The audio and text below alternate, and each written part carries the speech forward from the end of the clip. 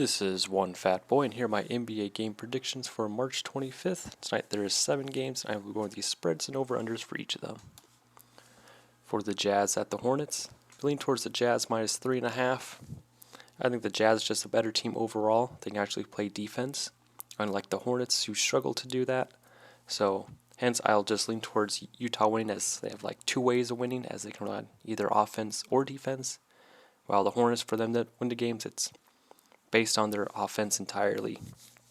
So hence why I'm leaning towards an over 230.5, as even it's kind of like a safeguard, as if Charlotte does have a good game, it's going to go over, and if Utah wins by playing like solid defense, it'll lean towards under, but the Jazz can still win if this does turn to a shootout. So hence over 230.5, and I expect Mitchell to have a good game, as who's really going to guard Mitchell on the Hornets? No one really, so you can bet for him to have like a good game, like at least like 25, 30 points, like somewhere in there. You can take an over for that. For the Wizards at the Pistons, I'm going to lean towards Detroit minus 3. The Wizards played last night, and Detroit has been playing better. Like they beat the Hawks pretty convincingly in their last game, and pretty much you can have like Cade Cunningham like run the offense. Like Detroit's been looking better, and Washington, they're just kind of there. They're just kind of existing, I feel like, and that's how they'll probably be like next year too. So I think Detroit should be able to handle them without a problem. Like minus 3, I think you can always win with like to 6 points. Like I really see Detroit winning this game. Like this is one that I'd actually be fairly confident in like a bottom dwelling game. I'm usually not too confident in my picks there, but I think Detroit should be able to beat the Wizards, especially with them playing last night. We taken over 218 too, as Wizards played last night, so Detroit should really score. Like if they don't score a lot this game, then Detroit is just too random for me. And then the Wizards, they can score. Their defense isn't great, but they can still score. So hence why I'm leaning towards an over for this game. For Golden State at the Hawks, lean towards Golden State plus 2. So in the last game, the Warriors played the Heat. They figured out their offense without Curry. So can they do that for 2 games in a row? Then Atlanta, Golden State, I'm sure they can figure out like how to guard Trae Young. So hence I'll be leaning towards Golden State winning. But if you just think that Golden State, like pretty much their offense, like they just need like either Thompson, like Wiggins or Poole just to get going, and that really helps their offense. But if all 3 of those guys are cold, then they're kind of stagnant. Then the Hawks, they just need to get Trae Young to move the ball around and get scoring. That's how their offense works. I will be going over 220, as I do expect Golden State to be playing well on offense and Atlanta to be playing well on offense too. So I expect both teams to be scoring, and Golden State to just sneak away with the win. And yeah, after their last performance, I think Warriors, they figured stuff out, so they should be able to handle the Hawks. Even though Hawks are kind of random too, but overall spread wise, I probably won't be betting on like winning the winner of this game or the spread, as it's kind of random like which team is going to show up, especially on both sides. So, but if I had to choose one, Golden State plus 2. For the Mavericks at Minnesota, I'll be going with Dallas plus 2. So I know Doncic is day to day. I think he was probable for this game, but even if he's not playing, which I think he will be, I'd still take Dallas plus 2. As Minnesota, like, yeah, they can score a lot of points, but they're not as consistently clutch as the Mavericks have been. I think Mavericks, they can really clamp down on defense. Like Minnesota, they can play defense. They have been playing better on defense, but they just give up so many points because their defense is all about taking risks, and they get pounded inside just because of Towns just being like not a defensive threat. So I think the Mavericks will be able to take advantage of that, as that's how they've been taking advantage of other teams, their weaknesses, and just playing like very well on defense. I will be leaning for an over though, as I think the Mavericks will be able to score a lot on Minnesota.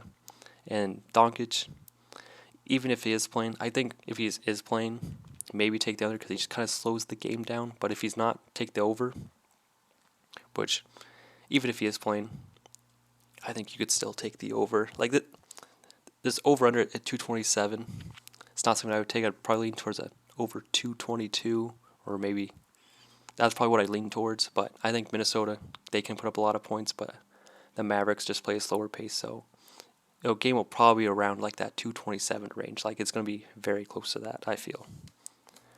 For the Knicks at Miami. Be going with Miami minus 5.5. So Miami's on a 2-game losing streak, and the Knicks, they have Randall day to day. So if Randall's out, Miami should win this no problem. If Randall is playing, Miami should still win. So with Miami, they've been struggling those past 2 games, but I think they should be able to figure it out against a team that's not in the playoffs. Even though the Knicks have been playing better in the second half of the season, like Miami, it's like they're sitting up top the Eastern Conference for a reason. It's like they can play as a team. They can play team defense. So I don't know what the big problem is over there.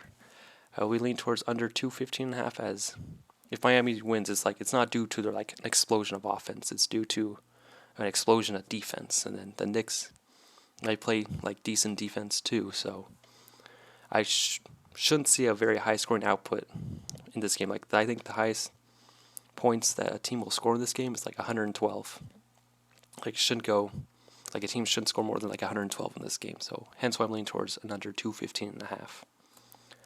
For the Rockets at Portland, be leaning towards Houston minus 3.5. So I don't know who's left on Portland right now, because I read their injury report. It was like reading a roster for a team. So if Houston doesn't win this against a bottom of a barrel team, even though they're not too far above the bottom of the barrel, because they're right there at the bottom of the barrel. So Houston should win this. Josh Hart is day to day for Portland. I'm going to struggle to name players outside of Josh Hart and Anfernee Simons and Nurkic for Portland, because it's just a bunch of G League players or 1 or 2 year players. You're playing against a bunch of randoms or the G League. So Houston, if you lose this game that's bad on you guys. Even if you're on the road that's still bad on you guys. I will lean towards over 234.5. As I just know Houston will blow this somehow, so hence why I'm leaning towards an over. They will score a lot of points, but I just feel like they'll give up a lot of points too, as these randos on Portland are going to give effort. They're trying to earn contracts, build up a repertoire, but you could reasonably take an under for this game too if you really don't think that Portland will show up, but Houston should show up. They should be able to score 125, no problem. For the Sixers at the Clippers, we lean towards Philadelphia minus 6, as no one's injured on the Sixers. They have a full team. They should be able to beat the Clippers, who are hanging in the bottom of the playoff race in the Western Conference. Sixers need to climb up the rankings a little bit, and I think they're in the running for the first seed. They should be able to get the first seed with all the talent they have on their team. Who's going to slow down Embiid on the Clippers? No one really. I think there's people to slow down Harden on the Clippers, but Harden is still a very good player. Even if he was called watch, he's still one of the best players in the league. So you have the 2 best players on the floor. If you're the Sixers, if Harden and Embiid are on the floor, there's no reason why you should lose this. I will be leaning towards under 221.5. As the Clippers, they play slower. Philadelphia also plays slower. They can play defense. Both of them can. And both of them, they can score in bunches, but as of late, they've been playing more defense in more longer stretches. So hence I'd lean towards an under, as the Sixers will win this as a combination of their offense and their defense. Thank you for watching. As always, have fun watching sports, have fun betting, and good luck on your winnings. And once again, thank you for watching.